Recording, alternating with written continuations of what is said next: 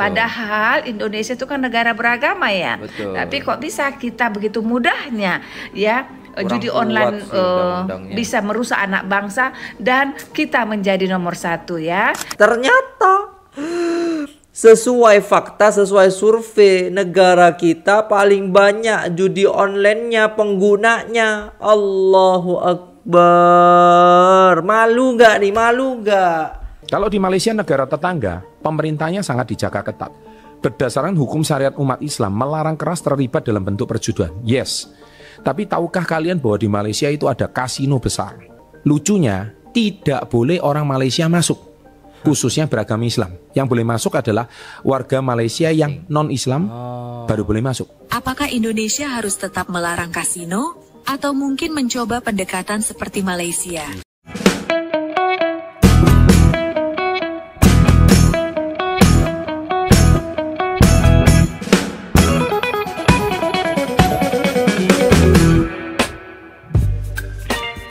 Assalamualaikum warahmatullahi wabarakatuh. Jumpa lagi dengan saya guys, Cak Mujib. Gimana kabar teman-teman semua? Sehat? Sehat alhamdulillah. Semoga dalam lindungan Allah Subhanahu wa taala dijauhkan dari segala mara bahaya, malapetaka, bencana dan bala serta berbagai macam penyakit. Amin amin ya rabbal alamin. Alright guys, kali ini kita akan reaksi sebuah video yang sangat menarik sekali ya. Dan ini kita harus membuka mata ya, membuka pikiran kita dan membuka hati kita. Jangan sampai kita menutup mata akan hal ini, karena ini pembahasan yang sangat-sangat menarik sekali dan harus kita perhatikan. Tanpa berlama-lama, tonton dari awal sampai akhir. Jom kita play videonya. Let's go. Subscribe. Halo semuanya. Halo. Saya Ria Oktorina.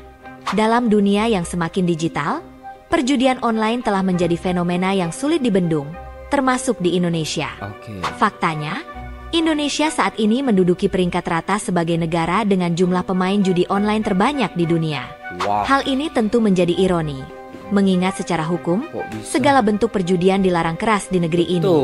Di sisi lain, Malaysia telah lama menerapkan pendekatan berbeda dengan melegalkan kasino dalam batasan tertentu, yang justru memberi mereka kontrol lebih ketat atas industri ini. Apakah mungkin Indonesia bisa meniru cara Malaysia dalam mengatur perjudian, sehingga dampak negatifnya bisa ditekan, sementara manfaat ekonominya tetap bisa dimaksimalkan?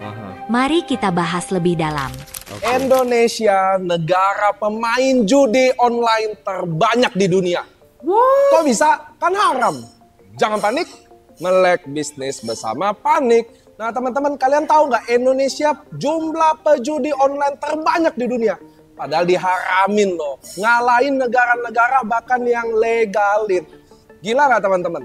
Menurut Drone Empit, data yang dikutip oleh fajar.co.id, pemain judi terbesar ada di Indonesia. Benar-benar heran kan?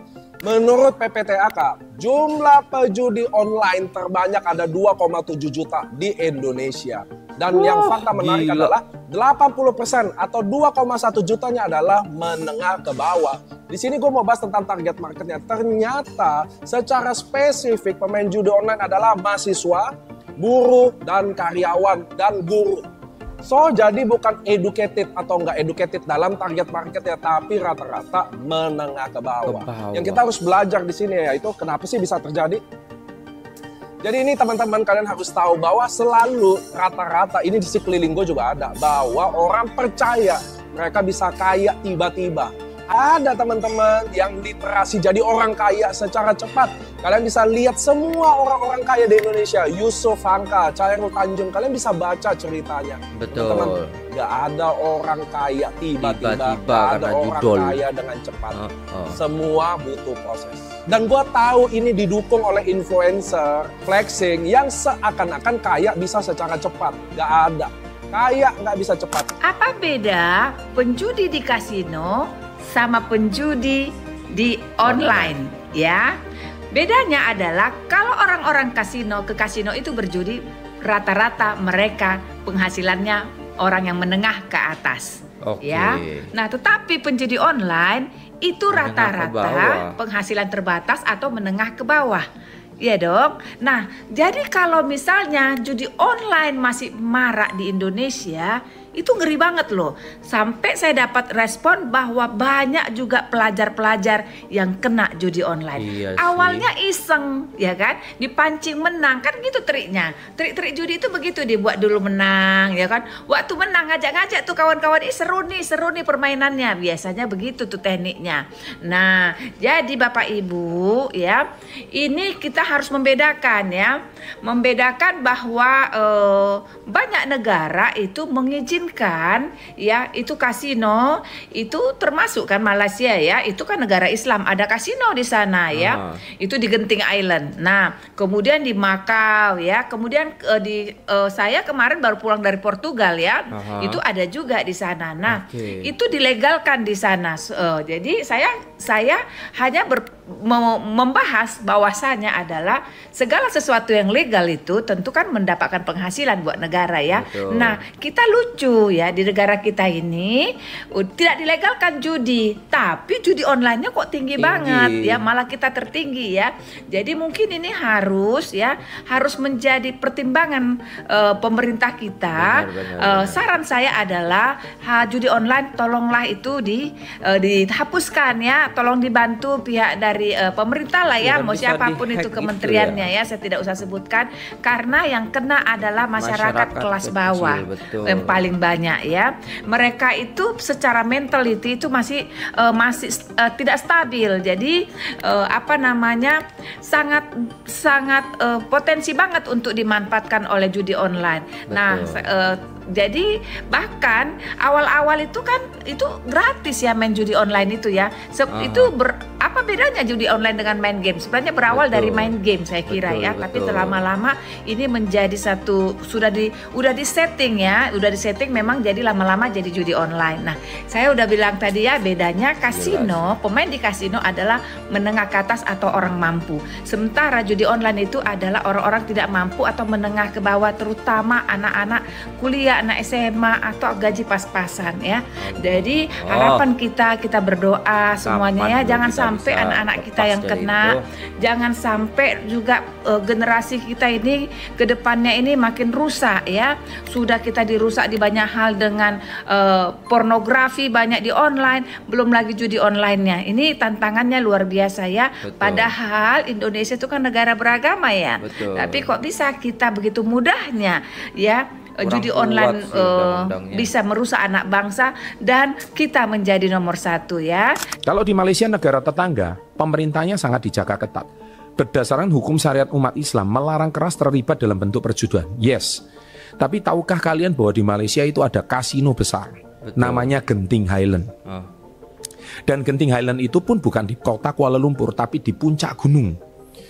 Dan Genting Highland itu lucunya tidak boleh orang Malaysia masuk, khususnya beragama Islam. Yang boleh masuk adalah warga Malaysia yang non-Islam baru boleh masuk. Dan Anda tahu pendapatan pajak daripada Genting Highland itu berapa? Itu devisa yang besar untuk negara Malaysia. Meskipun Malaysia melarang keras karena mengandung syariat Islam. Larangan ini ditegaskan dalam Section 18 Akta Kesalahan Jenazah Syariah Wilayah Persekutuan 97 yang menyatakan bahwa umat Islam yang terlibat dalam perjudian dapat dikenakan tindakan hukum.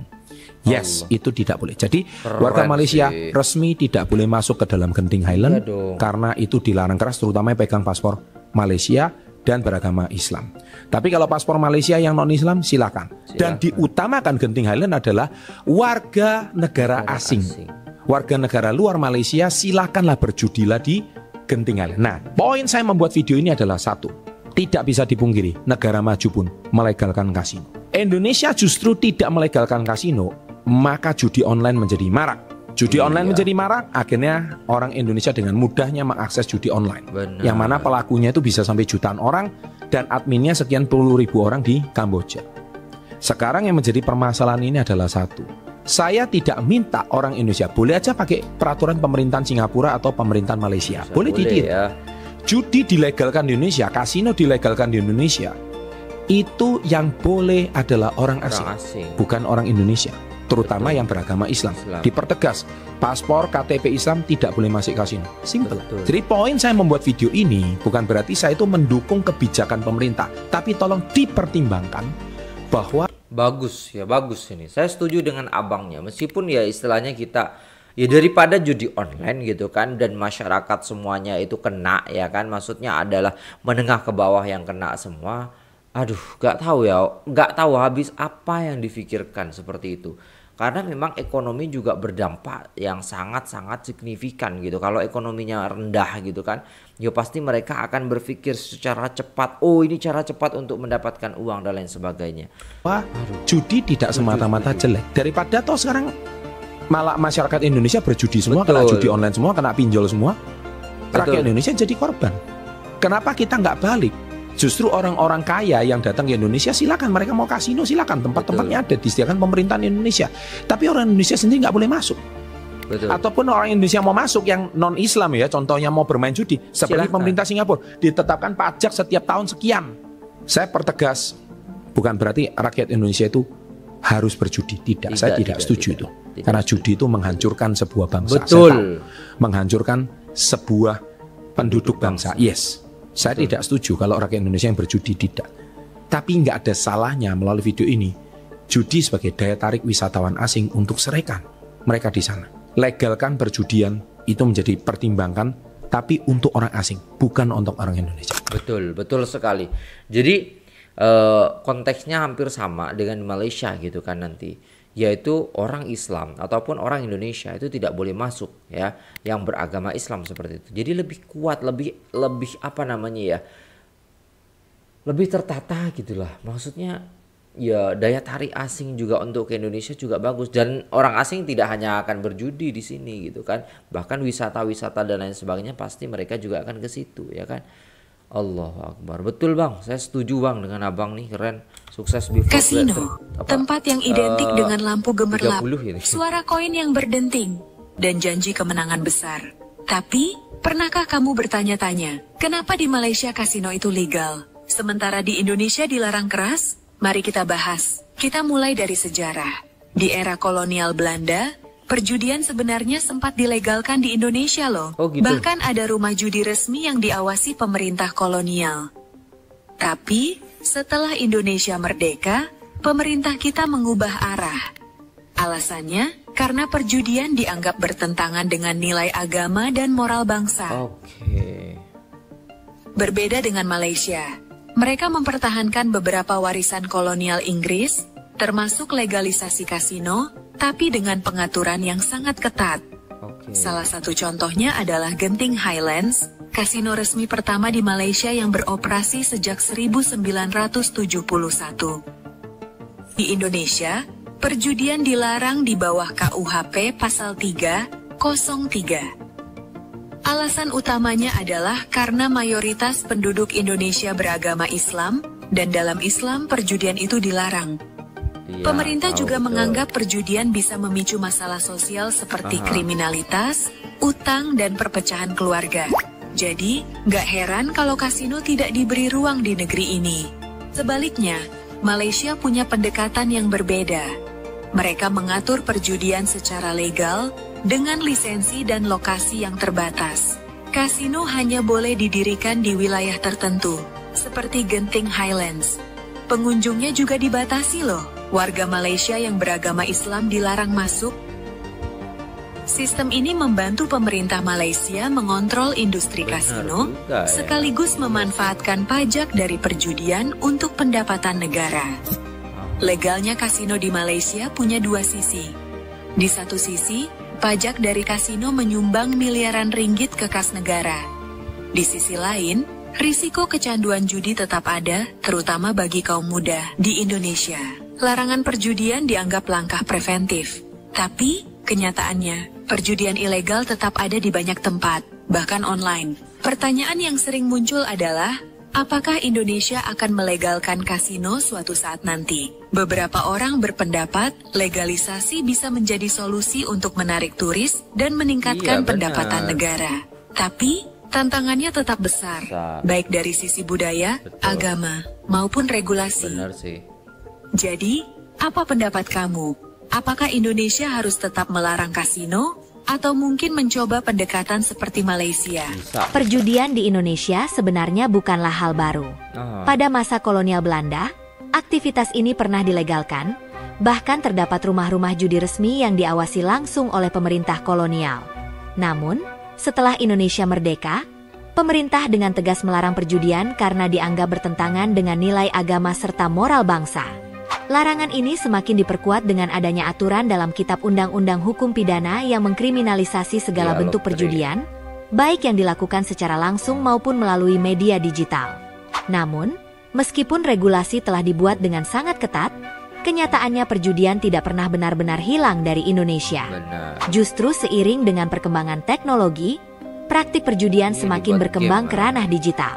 Platform-platform judi online kini merajalela dan menjangkau lebih banyak orang, bahkan tanpa perlu meninggalkan rumah. Sistem pembayaran yang semakin canggih, termasuk penggunaan dompet digital dan transfer anonim, membuat judi online semakin mudah diakses oleh siapa saja. Akibatnya, semakin banyak masyarakat yang terjerat dalam lingkaran perjudian ilegal, yang seringkali berujung pada masalah finansial, utang, hingga kehancuran rumah tangga. Di sisi lain, Malaysia memilih jalur yang berbeda. Pemerintah mereka tidak serta-merta menghapus perjudian, tetapi justru mengendalikannya dengan ketat melalui sistem legalisasi dan regulasi yang terstruktur. Kasino di Malaysia hanya boleh beroperasi di tempat-tempat tertentu, seperti di Genting Highlands, dan memiliki batasan ketat terkait siapa saja yang boleh memasuki tempat tersebut. Bahkan, warga negara Malaysia yang beragama Islam dilarang masuk ke kasino, sesuai dengan prinsip hukum yang mereka anut.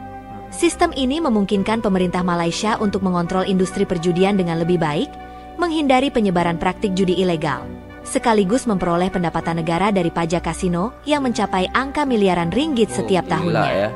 Pendekatan ini menciptakan dua sisi mata uang. Di satu sisi, adanya regulasi memberikan pengawasan yang lebih jelas dan mencegah penyalahgunaan perjudian secara sembarangan. Namun, di sisi lain, risiko kecanduan judi tetap ada, terutama bagi mereka yang memiliki kecenderungan untuk bermain secara berlebihan. Namun, dengan adanya batasan dan pengawasan yang ketat, Malaysia mampu menekan dampak negatif ini seminimal mungkin. Melihat perbandingan ini, muncul pertanyaan besar.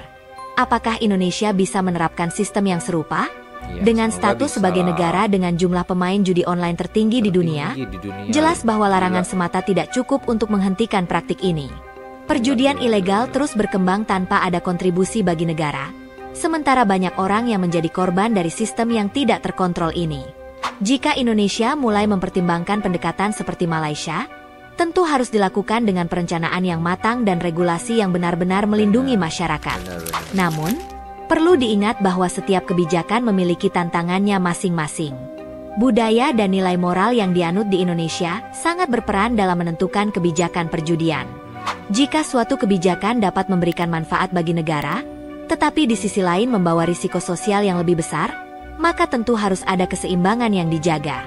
Oleh karena itu, diskusi mengenai kemungkinan regulasi perjudian harus didasarkan pada kajian yang mendalam, dengan mempertimbangkan semua aspek, baik dari sisi ekonomi, sosial, budaya, hingga agama. Pada akhirnya, kebijakan terbaik adalah yang mampu memberikan perlindungan dan kesejahteraan bagi masyarakat tanpa menimbulkan dampak negatif yang lebih besar. Perjudian, baik legal maupun ilegal, memiliki konsekuensinya masing-masing. Jika suatu sistem tidak mampu memberikan perlindungan bagi masyarakatnya, maka dampaknya bisa lebih merugikan daripada menguntungkan. Sebagai bangsa yang besar, kita seharusnya bisa belajar dari negara lain tanpa harus saling bertengkar atau menyalahkan. Tidak ada sistem yang sempurna. Tetapi yang terpenting adalah bagaimana kita bisa mengambil pelajaran dari pengalaman negara lain dan menyesuaikannya dengan kebutuhan serta nilai-nilai yang kita anut. Semoga kita semua bisa lebih bijak dalam memahami isu-isu seperti ini, dan terus berusaha menjadikan negeri kita lebih baik. Terima kasih sudah menonton. Oke, udah selesai videonya dan ternyata, sering banget ya guys ya. Saya melihat komentar-komentar di channel YouTube ya kan, di channel YouTube saya ataupun komentar saya gitu kan, bahwasannya ya sering dihina, sering dicaci, sering istilahnya diolok-olok. Malaysia itu pendapatannya daripada kasino dan lain sebagainya. Iya kan? Iya kan kalian seperti itu? Saya baca sendiri loh. Saya baca sendiri dengan kepala mata saya sendiri. Penghasilannya dari kasino itu bang. Gimana bang? Itu bang hukumnya bang dan lain sebagainya. Ternyata Sesuai fakta, sesuai survei, negara kita paling banyak judi online-nya, penggunanya. Allahu Akbar. Malu nggak nih? Malu nggak? Di sana bisa dikontrol, di negara-negara lain bisa dikontrol. Kenapa kita bisa menjadi nomor 1? Gitu loh. Jangan hanya mengolok-olok orang negara orang lain gitu loh ya. Kita berkaca kepada diri kita sendiri, kepada negara kita sendiri. Jangan tutup mata loh. Jangan tutup mata, ini fakta yang harus kita tahu. Kok bisa gitu loh guys? Janganlah gitu loh. Yang bukan hanya merugikan negara, merugikan diri sendiri itu yang bermain judi online. Ya, merugikan diri sendiri, menghancurkan keluarga Anda, membuat banyak hutang ketika ditagih Anda lari, ketika sudah frustasi Anda bunuh diri. Jangan dong. Kasihanilah ya keluarga kalian, kasihanilah diri kalian sendiri. Jangan terjebak dari hal itu gitu. Oke, mungkin yang komen-komen tidak main judi. Oke, sip, mantap. Tapi jangan menghina orang lain. Ya, jangan menghina negara lain. Kalau kita istilahnya faktanya seperti ini sekarang, malu lah kita guys. Malu kita. Bisa dikatakan tadi bahwasannya banyak daripada pelajar Indonesia yang bermain judol. Ya, mahasiswa banyak yang bermain judol. Gimana negara ini mau maju kalau siswanya aja seperti itu, kalau studentnya aja kayak gitu, murid-muridnya seperti itu. Ya, malah tertarik dengan bermain game-game online, maksudnya game judi online ini. Aduh guys, gimana dong? Ini fakta yang harus kita telan, pahit memang. Ya, dulu kita sering kayak gitu, sampai sekarang pun banyak yang menghina seperti itu. Ya kan? Aduh. Tapi buktinya negara sebelah itu maju gitu. Dan kita gini-gini aja. Dan bahkan kita itu malah dinilai ataupun fakta yang terjadi pemain judi online terbesar di dunia. Bukan di Asia loh guys, di dunia guys, di dunia. Sadarlah kita, sadar ya Allah. Haram loh guys, haram. Bagi umat Islam tuh haram. Yang selain umat Islam udahlah, kita bukan urusan. Ya, Allahu Akbar. Oke guys, itu dulu videonya. Semoga yang bermain judi online tobat ya. Semoga yang bermain judi online ini tobat.